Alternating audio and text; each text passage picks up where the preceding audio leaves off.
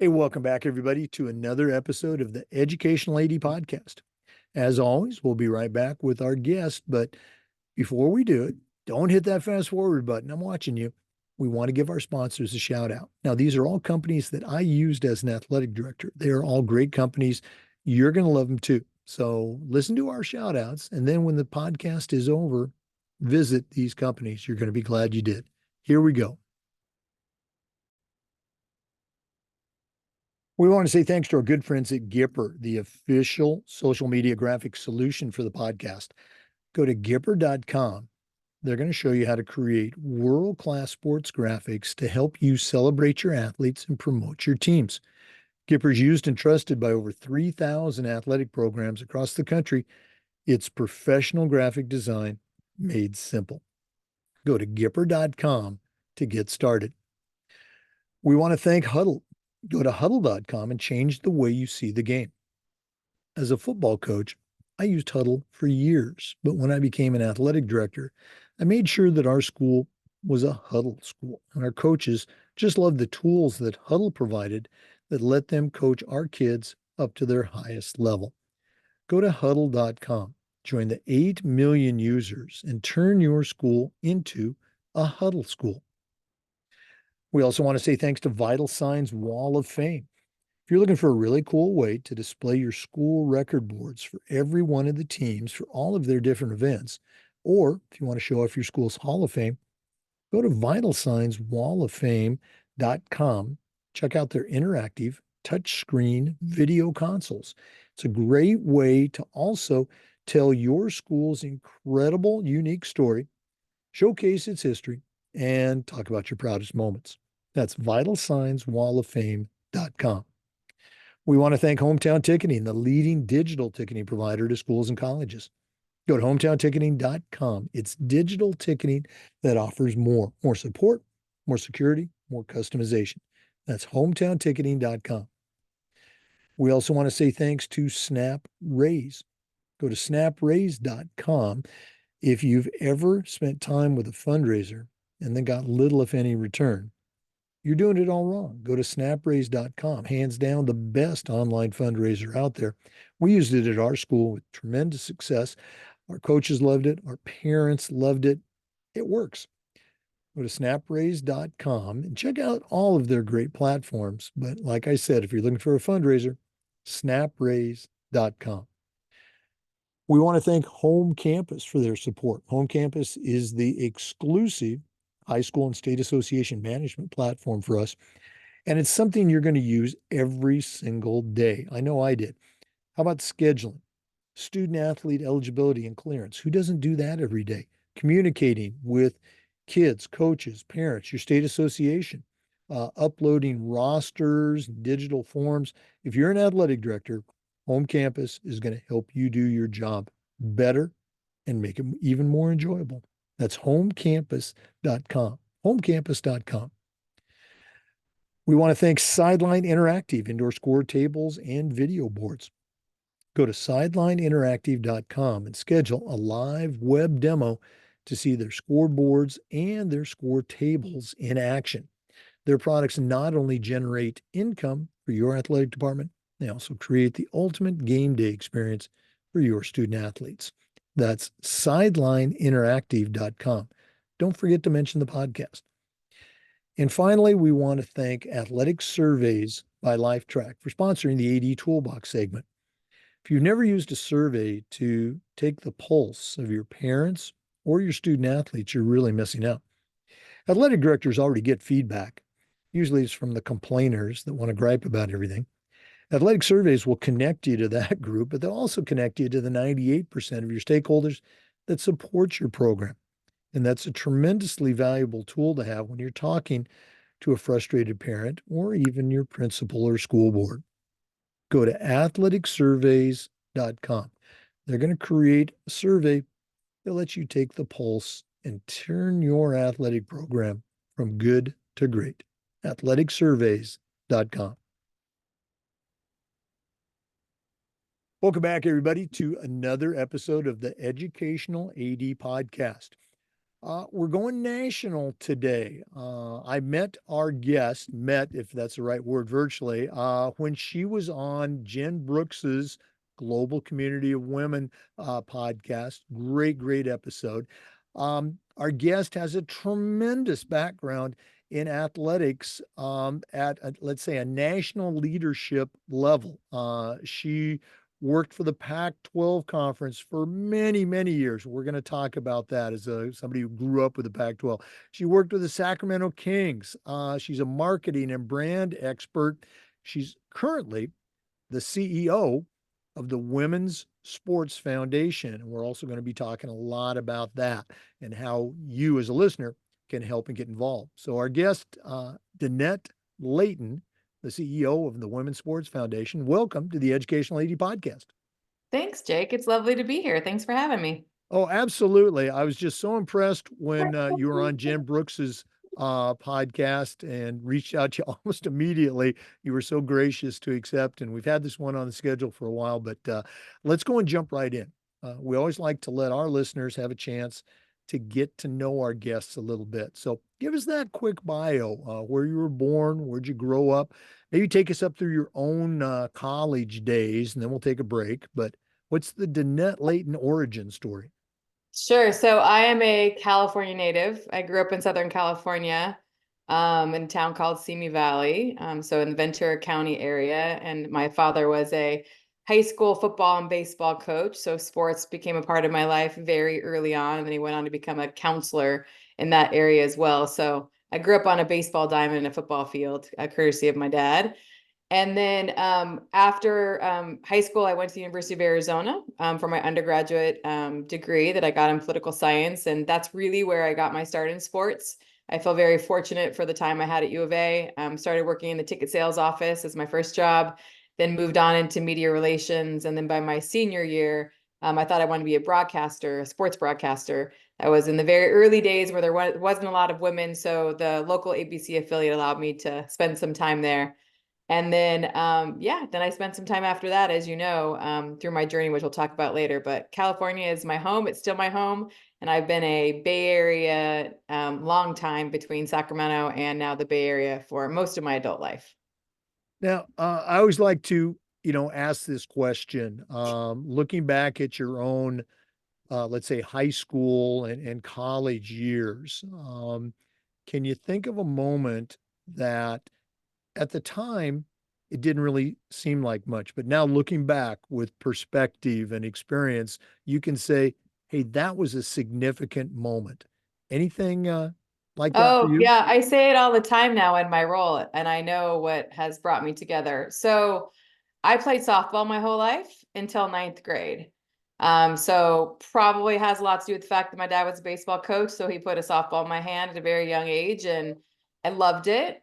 But I quit playing softball in ninth grade, which is what I like to say as a Women's Sports Foundation CEO. I'm a ninth grade dropout. It is a very common pattern of girls quitting sports at middle school age, like 14. I couldn't tell you what my ninth grade brain told me on why I quit, but it was one of the worst decisions I made in my kind of youth, but also one of the best decisions because it made me recognize how much I love sports and how much I loved playing sports and how I definitely recognized at the time there wasn't as many opportunities for girls and for women. And something told my ninth grade brain that it wasn't a good idea to play sports. So I get to change all that and try to make sure there's no more ninth grade middle school stats like myself. But it was looking back now, that was a moment in my life that once I went to college, I started playing intramural sports again. Coincidentally, I found flag football. And if that would have been a sport, which I'm proud to say our state of California now has as an accredited sport, I think this is going to be a game changer for girls and women to play flag. I would have played that sport. That would have been the sport for me. But I know that was a pivotal moment that kind of taught me the values of what I learned playing sport, even at an age where I quit in ninth grade. No, I'm so glad you mentioned flag football. It's one of my regrets as an athletic director, and we've had flag football in Florida for several years now, but we just didn't have the numbers to get it going at our school. I look back at our own daughter, who's in our 30s now, our oldest daughter. she would have been phenomenal, as a football coach's daughter in that sport. But a lot of states are adopting it now and promoting it. The NFL is getting involved, so that's got to be great for you to see its growth across the country. Yeah, it's huge. I just actually, one of our board members is the owner of the Tampa Bay Bucks, Darcy Glazer, and Florida's done a great job with accrediting it and being one of the first states. And now what I think is really going to be just unstoppable for flag is the fact that the NFL is behind it, that so many teams want to see it be accredited in their states, that you have it in LA 2028. It will be even though it's 12 girls on a roster, we still think that is a huge opportunity for women to participate at the high school level. It's always great to have a new sport for them to participate in, but now you see it and how it can grow all the way to the elite level as well. And playing it, I mean, I only played intramural sports and intramural flag football, but I met my husband post college playing flag football, so flag has been a big part of my personal life, and it was the most fun sport I ever played. I loved it. I loved everything about it. And I can't imagine girls today are not feeling the same way. I think it's going to be a massive sport for girls. Right. And again, from an athletic director standpoint, if you're listening, you don't have it. The startup costs are virtually zero. I mean, yes, uniforms and flags, but that's about it. You already have a facility, you've got footballs, and we in Florida, it's been around for a while. I think some of the early coaches were the actual varsity football coaches, the head coaches or the assistants, but now players have gone through for a number of years, and we're seeing girls coming back and taking on those roles as assistant and in some cases head coaches, which is great to see. Yeah, my hope is that you start to see flag growing across the country quickly. I could not agree with you more. As an athletics director, my hope is that everybody takes up, plays and takes the sport up, because it is a relatively simple one to do. You should have all the really basic necessary things that you need to play it. And in addition to that, it's a launching point for an area that we still see a lot of, real small numbers in, which is women coaches. And it's another pipeline opportunity for female coaches to be in flag. And I know, great NFL teams, and another conversation I just coincidentally had with Darcy and the Tampa Bay Bucks is trying to find more women in the pipeline. And I think flag will help that happen because more women and girls will be exposed to it at a much earlier age. And when you play it, you can coach it. And even sometimes if you never play it, you can still coach it. People just don't realize that. Well, we've had, I'll say a couple, but it's more than a couple of guests on the podcast before, women who have played tackle and flag and coaching it. So if you'd like, I can give you those names after the podcast. For our listeners, our guest today is Danette Leighton. She is the CEO of the Women's Sports Foundation. We're not done yet, but we're going to take our first break. So please stay with us. This is the Educational AD Podcast. We want to say thanks to our good friends at Gipper for their support of the podcast. Go to Gipper.com, start creating world-class marketing content to celebrate your athletes and promote your teams. Gipper is used and trusted by over 3,000 high school and college athletic programs across the country. It's professional graphic design made simple. How simple is it? Well, it's so simple, even I can use it. Go to Gipper.com to get started. We also want to say thanks to our good friends at Huddle. Go to Huddle.com and change the way you see the game. As a football coach, I used Huddle for years, but when I became an athletic director, I made sure our school was a Huddle school, and our coaches just loved the tools that Huddle provided that helped them coach our kids up to their highest level. Go to Huddle.com, join the 8 million users, and turn your school into a Huddle school. Maybe. Hey, we are back. We're visiting today with Danette Leighton, the CEO of the Women's Sports Foundation. As you heard me say before, she has a tremendous background in sports. Danette, if you could kind of take our listeners on a little bit of your journey with some pretty impressive sports programs, how did that all play out for you? Sure. Well, I mentioned earlier, I give all the credit to U of A for giving me my start because they hired undergrads as a student and obviously worked in primarily the different external units that I learned about, obviously, when I figured out that there was a business of sport. And so that journey led to a few stints at the Pac-10, Pac-12, which I know we'll talk about later. But also, I would say one of the biggest jobs that I think was the catalyst in my career directionally was when I had the opportunity at a very young age to be the executive director of the women's Final Four that Stanford hosted in San Jose in 1999. That job, I will say, I give a lot of credit to, at the time, the senior athletics director there, or the SWA. Her name was Cheryl Levick. She gave me that opportunity when I didn't check every box. I was very young in my career. I was still in my 20s. And she knew that I could do the job, but she was the one that gave me that opportunity. So that position really opened my eyes to kind of how everything works, from sponsorship to media rights to fundraising to any form of generating revenue to brand and marketing, putting on large scale events. And I think that's really kind of what transitioned me into taking the next roles and kind of the direction that I took. So I always say it took, that Stanford deputy athletics director, Cheryl Levick, who gave me that shot. And that was the shot that really catapulted me. And after that, I had a great experience where I really wanted to see the corporate side of the business, particularly why corporate brands wanted to get involved with sports properties. So I had a chance to work for Sony. Sony had a sports marketing division that was based in San Francisco, and they essentially worked with all of the different Sony divisions that were both Tokyo-based, electronics, PlayStation, music, entertainment, and they prioritized Major League Baseball and PGA Tour golf. And I had the pleasure of working on their PGA Tour property, which a lot of people now tease me because it was the Sony Open in Hawaii, which still exists today on the PGA Tour. And so I did have a lovely gig for a few years where I was working in Hawaii and going back and forth from Northern California to Hawaii. But it was a great experience because it really showed me what was important to a brand from a sponsorship perspective, how that tied in with obviously putting on another big event within the PGA Tour. And then from there, I had the opportunity to move to Sacramento, where I took on the role of running their then WNBA franchise, one of the original franchises that became a part of the WNBA, which was the Sacramento Monarchs, which unfortunately is no longer in existence, as well as becoming the vice president of brand for the Sacramento Kings, where I spent about a decade. So I spent 10 years in Sacramento, and then I left Sacramento when I took on the role as CMO of the Pac-12, which I spent about 12 years there. And then I left there 2 years ago to become the CEO here. So many areas I want to dive into, but let's talk about your work with the Sacramento Monarchs and the Kings. Um, Most of our listeners are high school and some college athletic directors, and marketing and branding is something that a lot of them, it's just not part of the general training. They got to pick that up piecemeal.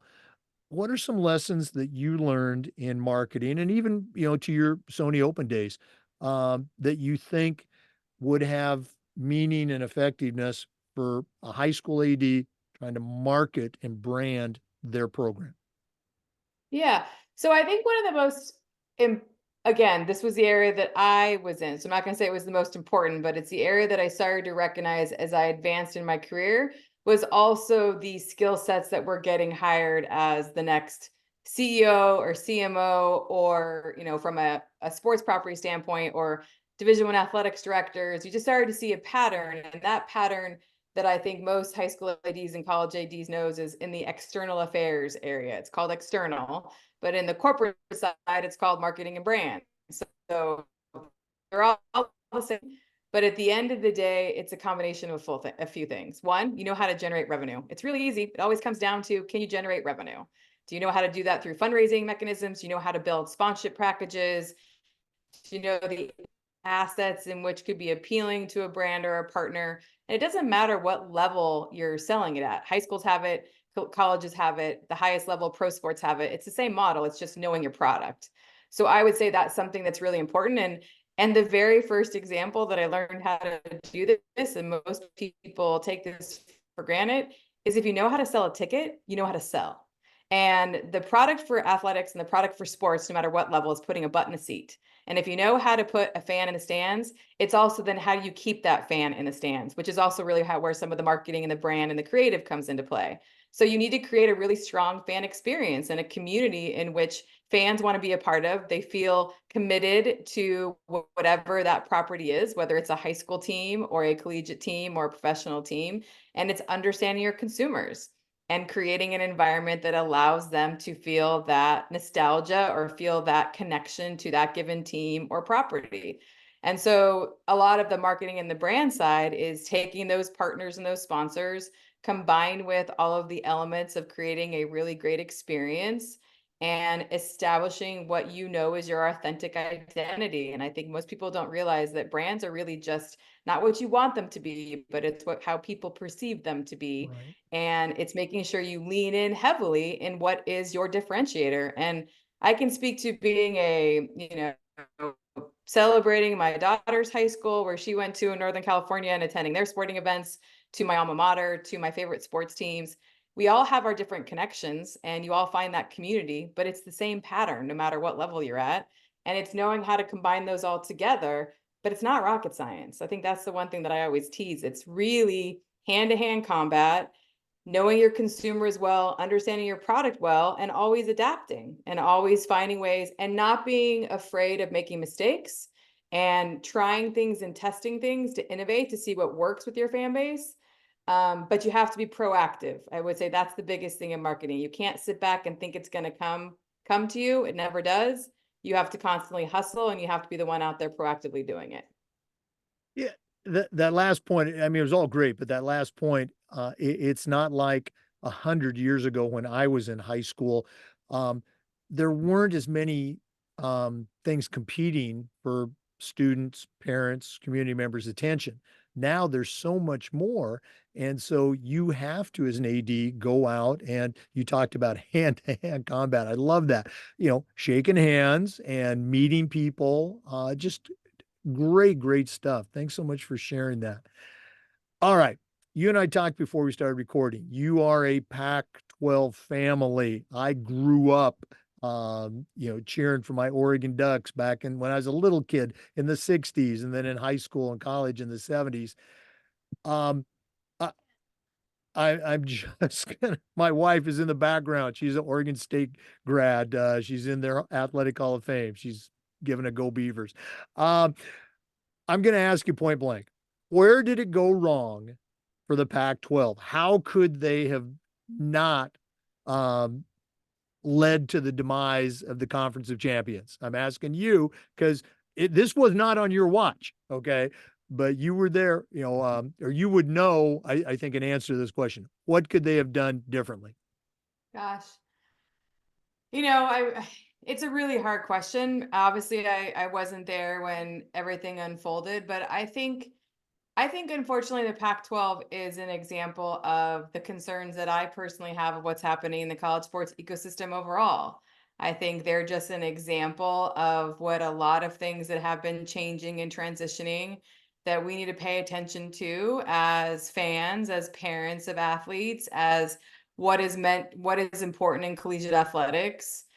So I think I'll take it there versus I think they're just an example of what we need to pay attention to.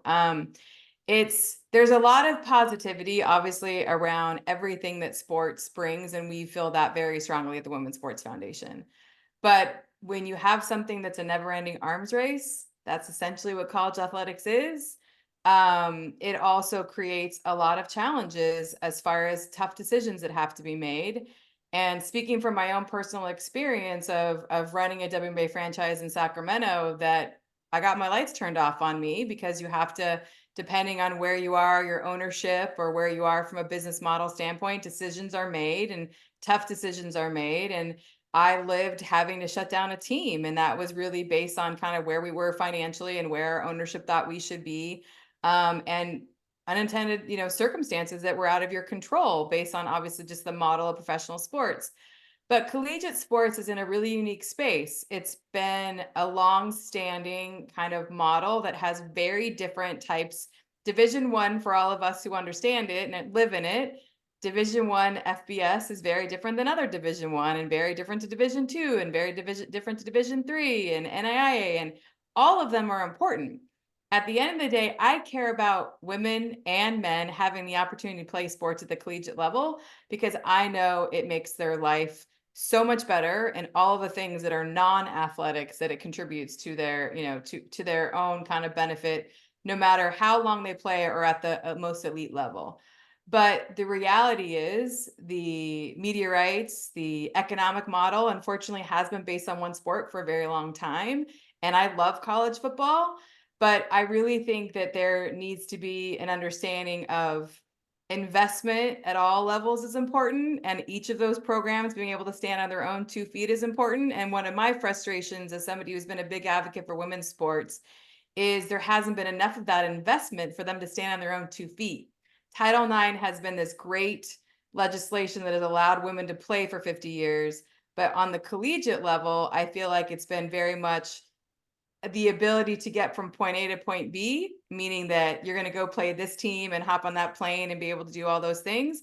But yet, in any private sector or startup business, you invest on the business side. You invest in ticket sales, marketing, promotion, gaining a fan base, creating social media buzz. And I think, unfortunately, at the collegiate level, it's gotten so out of whack that you don't see that necessarily being able to happen because ADs are having to make really hard choices just based on the reality of where kind of all the money is spreading out, right? And I think the Pac-12, unfortunately, is an example of that. And you saw in the end, each of the institutions, fortunately, are all going to thrive on their own, but not thrive within the conference that is really hard for me to watch. And seeing those, my institution go to the Big 12, my family's alma mater go to the Big 10, and seeing two great institutions that I absolutely love and admire, that Washington State and Oregon State, not have a home right now, is also something that I think is a real bummer. I think I might be a little old school and a little traditional, but I do like that kind of regional type of conference, and not having a major Power Five on the West Coast is something that is personal to me because I'm an alum, I'm a family, it's a part of me, I work there. I think the Pac-12 raised the bar in so many areas, and I'm really proud of the work that I did while I was there. Incredibly proud of those 12 institutions and how much they cared about broad-based sports programming. They were some of the only schools that carried 30 sports, 24 sports, 26 sports, both men's and women's Olympic sports. The most prominent Olympians came out of those institutions and will still come out of those institutions. And obviously it ends with the year of course, the football team and the Huskies going to the CFP, right? Like of Right. course. And I'm expecting that's probably going to happen at the men's Final Four and women's Final Four too. It'll end up being this, everybody goes to the end. But it's as a fan, it's hard to swallow as understanding the business model of sports. Unfortunately, I'm not surprised. I think it could have been anybody, and unfortunately, it was the Pac-12. Yeah, I think you're spot on. The greed and the finances. And I'm not trying to, paint myself as immune to the tug of the dollar, but it is just so unfortunate to see its demise. Who knows? Maybe it can be like a phoenix rising from Arizona and come back in a couple of years here. We'll see what happens. Um, for our listeners, once again, our guest today is Danette Leighton. She's the CEO of the Women's Sports Foundation. We're going to hear some about that when we come back from our next break. So please stay with us. This is the Educational AD Podcast. We want to say thanks to Hometown Ticketing for their support. Hometown Ticketing is the leading digital ticketing provider to schools and colleges. It's digital ticketing that offers more support, more security, and more customization. Go to hometownticketing.com. Their team is going to help you make the best online ticketing solution for your school. hometownticketing.com. We also want to thank Snap Raise for their support. Have you ever spent weeks and weeks with a fundraiser and then ended up with little, if any, return? Stop right here. Go to snapraise.com. Hands down, the best online fundraiser out there. We used it at our school. Tremendous success. Our coaches loved it. Our parents loved it. It works. Go to snapraise.com. Check out their other great platforms. But if you're looking for a fundraiser, you can stop looking. Go to snapraise.com. You'll be glad that you did. We also want to say thanks to Vital Signs Wall of Fame. Go to their website, vitalsignswalloffame.com. Check out their interactive touchscreen. That's right, touchscreen video consoles. It's a great way to show off your school record boards for all the teams, for all the sports, plus your school's Hall of Fame. Go to vitalsignswalloffame.com. Mention the podcast. You'll get a nice discount. vitalsignswalloffame.com. Welcome back, everybody. Danette, we've been teasing our listeners. We mentioned you're the CEO for the Women's Sports Foundation. Now, it's been around. You're celebrating your 50th year. You know, for those of you watching it on YouTube, you can see that. But share with our listeners a little bit. What is it? How did it get started? You know, what's the purpose? And then we'll get into it. How can they get involved and help out? Well, thanks for asking. Well, I feel very blessed that I get to be the CEO of this organization. Our history is that Billie Jean King founded us 50 years ago. She was very busy the last couple years, 50 years ago. She was obviously still playing professionally, creating essentially the WTA and professional tennis for women, getting equal pay at the US Open. And then she recognized that 2 years after the passing of Title IX, there was going to need to be an organization that was here to be an advocacy as well as a research organization that continuously proves the value of why it matters for girls and women to play sports and how that makes a huge impact on society and culture, and to be the arm that protects that legislation that has allowed us to do it for 50 years. So we were primarily and still are a research and advocacy organization, which then does significant community impact work, all based on our research and our data that we've been able to serve to girls and women serving organizations and high schools and colleges alike, of the importance of making sure girls and women have access to play, making sure there's programs for girls and women to play, making sure those are compliant with Title IX, obviously, but most importantly, really proving time and time again through data and research that when girls play, society wins. Absolutely. And you know, I've shared the story before, and I already mentioned my wife once, so she's getting another shout out. She was a Title IX pioneer back in the 70s in Oregon. She ran on the boys cross country team because the coach didn't want to have a girls team. When she started beating the boys, then he said, okay, I guess you can have a team. And again, that's her story. But as a coach, she was very often the only woman in the room. You know, we have two daughters and a son, and so you know, obviously I care about women's sports, but I think we should be happy with the changes, but we're not shouldn't be satisfied with where we're at. What are some areas that you think we still need to make progress? And that's, you know, women leaders, male allies, high school, college. What are some things that we need to do to keep going in the right direction? Yeah, and I think it's like I always think it's important when I think about your wife as an example, or Billy. Like, I wouldn't be sitting here today if it wasn't for those pioneers that fought to get it started, who essentially, you know, had such a harder pathway than I had. But it's still fascinating to recognize how far we still have to go and the potential risks that we have of it going backwards. But I think first and foremost, you know, a stat that always resonates with me that we put out in our 50 years of research after the 50th anniversary of Title IX, which was 2 years ago, was the fact that we have 1 million less participation numbers at the high school level for girls to boys. So basically sitting here, or basically in 2022, the girls' participation numbers are exactly where the boys' participation numbers were in 1972. So that right there is an example. Probably why I'm thrilled about sports like flag football. But I think as things get harder and harder at the youth level, and I understand the club level is also impacting a lot of high schools as far as how and what sports they offer, it's really, really important that the high schools have the ability to offer so much sports offerings for girls and boys, and really making sure that they look at that through the lens of what it means for girls, because it very few people, as we know, get the luxury of playing at the highest elite level. And a lot of people are, you know, those of us who are in sports, those of us who have worked at Division I athletics, you know, athletics departments, or work with WNBA and NBA franchises, we know what it takes to be at that level. And like, there is no way I was ever playing at that level. And to play at that level is such a small percentage that it's the whole pathway that those young people have, even if their pathway ends at the end of their senior year in high school, or their pathway ends at their senior year in college. It's just what sports allows them to do. And for girls and women, it's really about when you play, you lead. And it doesn't matter what type of leadership role that is, whether you're a C-suite leader, whether you're a leader in your community, the building blocks for collaboration, being a disciplined, being a disciplined individual in work and in life, the resilience factor. I always like to say, even at the ninth grade dropout rate, what sports taught me was it taught me how to lose.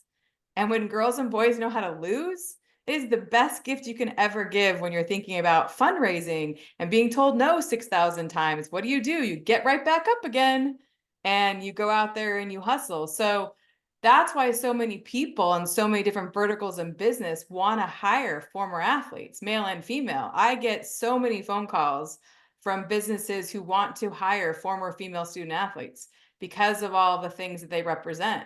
And I think that's really important from my perspective. And as it relates to what I think is important at the youth level. And for us, we really want to make sure that girls have access at every part of their journey. And with Title IX, it's been great legislation, but it needs to be protected always. We're always fighting for things that people want to take away certain different rights. So we're wanting to make sure that it stays strong. We also know that compliance with Title IX is not great, and we also know it's hard for campuses, but we can't stress enough how important it is to be compliant with Title IX and to recognize that that is what is fair for girls and boys to both have.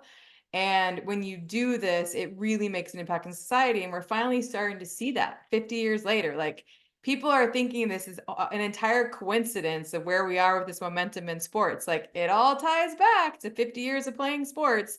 And now you have, like, I'm the first generation that has lived with sports my whole life. The fact that I could have played sports my whole life. I'm the first generation. Gen X is that first generation. But I look at this momentum that we're seeing right now in the basketball season in particular. Like, the Sabrina Steph 3-point shot, Right. it's also not a coincidence. That is a very different outcome from when Billie had to do the battle of the sexes and how it was all about, like, she knew she had to win. She knew that it was bigger than sport. But Sabrina and Steph was all about mutual respect as elite athletes because they both know what it takes to be an elite athlete. And as Sabrina said, well, if you can shoot, you can shoot. It doesn't matter if you're a male or a female. So we are in such a different place now, but it is so important for us to not go backwards and to realize it's on all of us, male allies, parents, aunts, uncles, sisters. You want your daughter playing sports because it's going to transform her life, and it doesn't matter what level she plays at. Right. No, again, the Billie Jean King, I remember watching that on TV. And my dad, of all people, my dad said, she must be under a lot of pressure, representing the entire world of women there. And you don't think about that. But um, the website, womenssportsfoundation.org. Yes, you need to go to the website. Yes, you need to get involved. What are some of the many, we can't do them all, but what are some of the many resources that are there on the website for athletic directors to bring back to their coaches, for coaches to bring back to their student athletes in the community? What are some things you'd like to highlight? Sure. So I think what's important to know is we literally have 50 years of research, 50 years of research in all forms or fashion. This year, in our 50th anniversary, we're going to be launching two very important research projects. One is all around mental health in women's sports, which obviously we know is a critical topic right now in our society. The other one is about leadership and women in women's sports. So another one that obviously ties back nicely to when you play, you lead. So for us, we do this for everybody. This is meant to be a tool and a resource.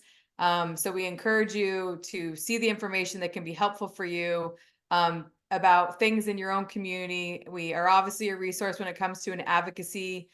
We spent a lot of time working with different high schools and colleges in different areas where there may be some needs for a little bit of a push or a voice on how to be more compliant. At the same time, we really just encourage people to get involved in their own communities. And I think one of the things that a lot of people can do, and I know this community cares about, is we need more female coaches. We need more female coaches. We need more female administrators. We need more female leaders. We need more females all the way up the food chain in sports, much like we do across the landscape, which is why I push really hard in wanting to be the best role model that I can be for women that come behind me, and men, so that that everybody can feel good about. It doesn't matter who your superior is, but we need more women in these positions. And One of the sad parts of Title IX, unfortunately, is we have actually gone backwards in female coaches. And that's really been at all levels, youth, high school, college. And so that's something that I think really has an opportunity for more people to get involved in their community. And obviously, we're not where we need to be in from the athletics director's perspective for women. I mean, I look at FBS Division I, and I think we still only have 6. And that's not good enough. So No, from our perspective, we appreciate, obviously, we're not for profit. We are always looking for donations and finding anybody, it doesn't matter how big or small. But in addition to that, we ask you to follow us and amplify our work, talk about our work, get people to know who we are and why we exist. And that's sometimes as simple as being on people's social media platforms. And as great as a platform as this is, I need people to know more about the work of the Women's Sports Foundation, because I know my objective for this organization is to build a sustainable model that can live well past the next 50 to 100 years, well past me, well past all of us, because it's going to be needed for the next generations to come. Our work isn't done yet. We've got a lot to do. oh, absolutely, no question, and we're happy to help in any way possible. Danette, this has just been so great. I wish we had more time. There's so many different areas. Maybe we can get you back on for a follow-up episode, or maybe even on our Wednesday Wisdom as a regular, but we're still not done yet. We always wrap up with what we call the athletic director's toolbox. Now, you're not an athletic director, but you certainly know your way around the world of athletics. So we're going to take our final break here from Athletic Surveys, who sponsored this particular segment. When we come back, I'm going to challenge you to send out a brand new athletic director on their very first job, but I'm only going to let you put 3 items in their toolbox. So let's take that break. And when we return, we're going to see what Danette Leighton is going to put in her new AD toolbox. Please stay with us. We want to say thanks to Athletic Surveys for sponsoring the toolbox segment of our podcast. If you've never used a survey to take the pulse of your parents or your student athletes, you're really missing out. Athletic directors already hear feedback. Typically, it's from somebody who wants to complain or gripe about something. Athletic surveys will connect you to that group, but they're also going to connect you to the 98% that supports your program. And that information is a tremendously valuable tool to have when you're talking with a frustrated parent, or maybe your principal, or even your school board. Go to athleticsurveys.com. They're going to create a custom survey that's going to help you take your athletic program from good to great. athleticsurveys.com. Well, it's that time of the podcast. We have just been visiting with Danette Leighton, the CEO of the Women's Sports Foundation. Probably one of the most impressive sports leadership resumes I have ever come across. We're definitely, I'm going to beg her to come back on the podcast for another interview. But right now, I'm going to challenge her to send out a brand new athletic director on their very first job, but I'm only going to let her put 3 things in the toolbox. So, Danette, what 3 items are going to go into your new athletic director toolbox? Great. So mine are probably going to be around leadership. And I would apply this if I'm an athletics director or walking into a new role. First, it's going to be listen, listen, listen, listen first, as absolutely the most critical thing any leader, any athletic director can do when they start any new job. You need to understand what's happening. You need to understand, you need to do a SWOT. You need to get where you are. You need to listen to everybody that's engaged. That's my first tool in your toolbox. The second tool in your toolbox is after you've listened, spend time understanding and really getting to know what your differentiator is. And this is really about how you build your brand or understand your brand. And a lot of times your brand is what people perceive your brand to be, maybe not what you wish your brand was. So you need to understand what makes you really unique and differentiates you, and what are the positive strengths that come out of you. And this is as an institution, as a school, as a community, as an athletics department. It will really help you establish a North Star for yourself and for your organization, and where you can take your organization. So learn your differentiator. It'll help you in building your brand and understanding what role you should play in that North Star, essentially. And then the third one I would say is, which I don't think any athletics writer doesn't know, is you need to hustle and you need to be resilient. Being able to hustle and be resilient is the key, I think, in this role and any role, because you have to be the greatest fundraiser. You have to be the person that is rallying the troops. You have to be the person that is bringing everybody together with a strategic vision. You have to be the person that is dealing with all the hard stuff, whether that's from a staff perspective or parents or students. I think it's really important to know that you're going to have to always be out there proactively hustling, and you're going to have to always be resilient and be the one that has to deal with the tough stuff. And then finally, I would say this is just something is give yourself grace and know how important you are. Because I think a lot of people don't realize how important athletic director roles are to the kids. And I think at the end of the day, that's what I think is really important for ADs to be reminded of why they got into it and the impact they make on young kids' lives. Well, you probably saw me scribbling all those down. I love your word differentiate. So cool. And the listening one, I still talk to ADs and coaches now, and I'll tell them it's one of the most important tools, as you said, and it's one of the tools that I failed to use until too late or way too late in my career. Yeah, absolutely. Listening needs to be in the toolbox, and all of them are great tools. Danette, we should have done this earlier, so shame on me. But if one of our listeners wanted to reach out and connect with you, I know the website, womensportsfoundation.org, but what are some other ways they could connect with you? Maybe even pick your brain or just find out more about the organization and how to get involved. Yeah, well, I think obviously we encourage you to go to your website. We have a way in which you can reach out and contact us on the website from an info perspective. It's also really easy to reach us all by email, and we're happy to have conversations. And I'm sure if folks reach out to you, Jake, you can share that with them. I will never not spend time with somebody. It's something that I thank all the people that came before me that did that to me, and I will always do that the same for anybody else, because it takes a village, and I want to encourage others to be in this profession. I know it's not an easy profession. I'm very well aware of how hard it is to be an AD at any level. I have mad respect for that role. And I just want to encourage everybody to understand that you are making a massive difference and you are really important. And at the end of the day, you are helping kids turn into these amazing adults and human beings. And it matters. It just does. And if you want to have impactful work, as hard as it is some days, I know I have that on my mind a lot. Like, if this is hard, I'm reminded by that every day that I get to do something I'm pretty passionate about. Well, great, closeout statement. Great words of encouragement. Thanks again for spending some time with us. And, please, let us know if there's any way we can help the Women's Sports Foundation continue to do all the great things they do. Thanks, Jake. For our listeners, we want to say thanks to you and just remind you that we upload the Zoom recordings to the Educational AD Podcast YouTube channel. We do this just about every day, so come back for more great content next time on the Educational AD Podcast. We'll see you.